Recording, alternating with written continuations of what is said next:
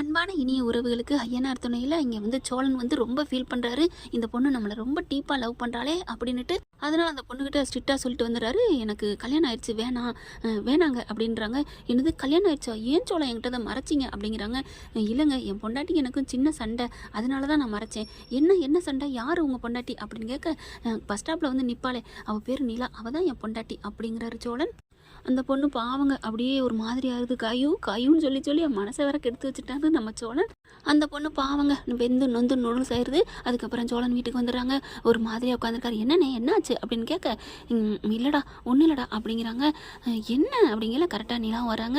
என்ன பேசுகிறாங்க, ஒரு மாதிரியாக இருக்கான்னு நின்று செருப்பை கழட்டிட்டு பார்க்குறாங்களா. அப்போ தான் பல்லவன்ட்ட உன்ட்ட ஒரு உண்மை சொல்லணும்டா அப்படிங்கிறாரு சோழன்.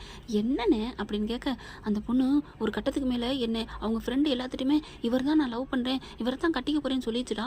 ஐயோ அப்புறம் என்ன சொன்னேன், நான் அதெல்லாம் நிலாவுக்காக வெறுப்பேற்றுறக்காண்டி அப்படி பண்ணேன்டா.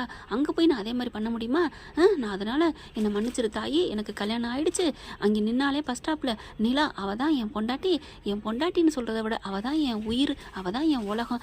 தயவு செஞ்சு என்னை மன்னிச்சுக்கம்மா, கோச்சுக்காத அப்படின்னு நான் சொல்லிட்டு வந்துட்டேன்டா அப்படிங்கிறாரு. அப்பாடா இப்போ தான் எனக்கு நிம்மதியாக இருக்குது. நீ பாட்டுக்கு வெறுப்பேற்றுறேன், அண்ணியை ஏதாவது காண்டு பண்ணுறேன் அப்படின்னு சொல்லிட்டு தப்பாக ஏதாவது போயிடுமோ, அண்ணி நம்மளை விட்டு போயிடுவாலும் நான் பயந்துட்டேன் தெரியுமா, இப்போது உனக்கு புத்தி வந்துச்சே அப்படின்னு பல்லவன் சொல்ல, சரி விட்றா, நான் என்னடா பண்ணுவேன், நிலா என்னை விரும்பணும், அவளை என்னை ஏற்றுக்கணும் அப்படிங்கிற காத்தாண்டா சும்மா நடித்தேன். பாவண்டா அந்த பொண்ணு மனசில் இப்படி ஆயிடுச்சு போல இருக்குது. நான் பேசினது மட்டும்தான் அந்த பொண்ணுக்கிட்ட நான் அப்படி பேசினேன், மற்றபடி நான் அந்த பிள்ளைய தங்கச்சியாக தாண்டா நினச்சேன். அதுவும் இல்லாமல் எல்லாத்துலேயும் சும்மா பேசுவேன்டா, ஆனால் ஒரு பொண்ணுக்கிட்ட கூட நான் நம்பர் வாங்கினதும் இல்லை, பேசுனதும் இல்லைடா. நிலாவுக்காகத்தாண்டா அந்த நம்பரே வாங்கினேன். எனக்கு ஒரு மாதிரி ஆயிடுச்சுடா அந்த பிள்ளை காதலை சொன்னோன்னே அப்படிங்கிறாரு. அத்தாடியோ இந்த மனசுக்குள்ள ஒரே ஒரு காதல்னா அது என் நிலா தாண்டா அப்படின்ட்டு அப்படியே ஒரு மாதிரியாக சோகமாக உட்காந்துருக்காரு. நிலா உள்ளுக்க வருது. பல்லவன் பார்க்குறாரு. அண்ணி அப்படிங்கிற சும்மா இரு, எதுவும் சொல்லாத அப்படிங்கிறாங்களா. அதுக்கப்புறம் என்ன பல்லவா என்ன பேச்சு அப்படிங்கல சோழன் நிமிந்து பார்க்குறாரு. அப்படி என்னாச்சு உங்கள் ஃபர்ஸ்ட் ஸ்டாப் பூரா என்ன சொன்னிச்சு அப்படின்னு கேட்க, என்ன சொன்ன, என்ன கடிக்கிறேன்னு சொன்னிச்சு, லவ் யூ சொன்னிச்சு. ஓ அப்படியா, அப்போ நீங்கள் என்ன சொன்னீங்க? ஓகேங்க, உங்களை எனக்கு பிடிச்சிருக்கு, ஐ லவ் யூங்க, வாழ்ந்தா உங்கள் கூட தான் வாழ்வேன், நீங்கள் தான் எனக்கு எல்லாம் அப்படின்னு சொல்லிட்டேன் அப்படிங்கிறாரு. நிலா வந்து பையெல்லாம் அங்கிட்டு வச்சுவிட்டு அங்கிட்டு திரும்பிக்கு நிற்கிறாங்க.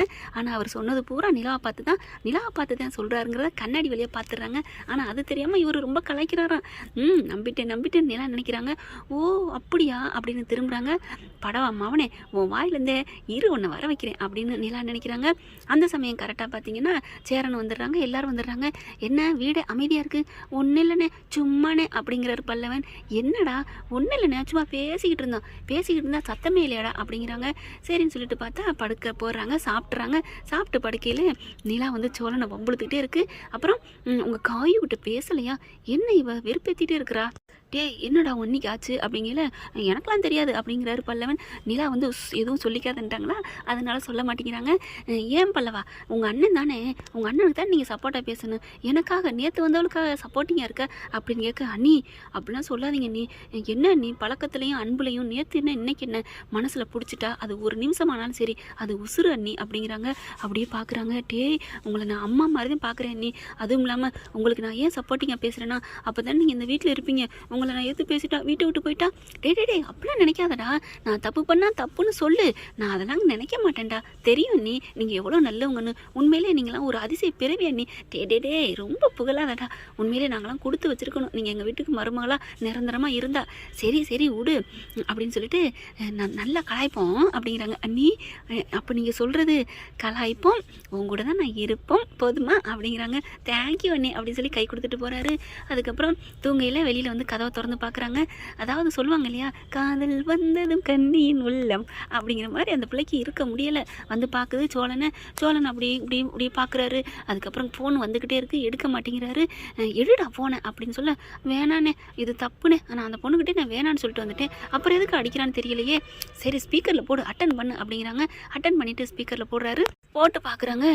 ஏங்க அந்த பொண்ணு அட்டன் பண்ணிவிட்டு, ஏன் சோழா ஏங்க இன்னைக்கு நீங்கள் சொல்லிட்டு போனதெல்லாம் சும்மா தானே, என்னது சும்மா நிஜமாவா? என்னம்மா சொல்கிற? இல்லை, நீங்கள் கல்யாணம் ஆயிடுச்சு, ஒய்ஃப் இருக்குது அப்படின்னு சொன்னதெல்லாம் சும்மா தானே? ஏங்க நான் உண்மையை தாங்க சொன்னேன் அப்படிங்கிறாரு சோழன். உடனே இல்லை இல்லை, அவங்க நீங்கள் உங்கள் அக்கான்னு சொன்னாங்க அன்னைக்கு. ஐயோ, எவன் சொன்னது அக்கான்னு? அப்படிங்கிற உங்கள் கூட இருந்தவங்க தான் அப்படிங்கிறாங்களா? யாரும் சொன்னது? ஏய், நீ சொன்னியாடா என் பொண்டாட்டி அக்கான்னு? ஐயோ அண்ணே, அந்த பொண்ணாக தான் கேட்டுச்சு அவங்க அக்காவாண்டு. நீ என்னடா சொன்னதுக்கு? நான் நீங்கள் ஒன்றும் இல்லை அப்படிங்கிறாங்க. டேய், அப்போ நீ ஏதோ சொல்லி கலாச்சிருக்கீங்க. ஒன்றும் இல்லை, உன்னை பார்த்தா சித்தப்பான்னு சொன்னேன்.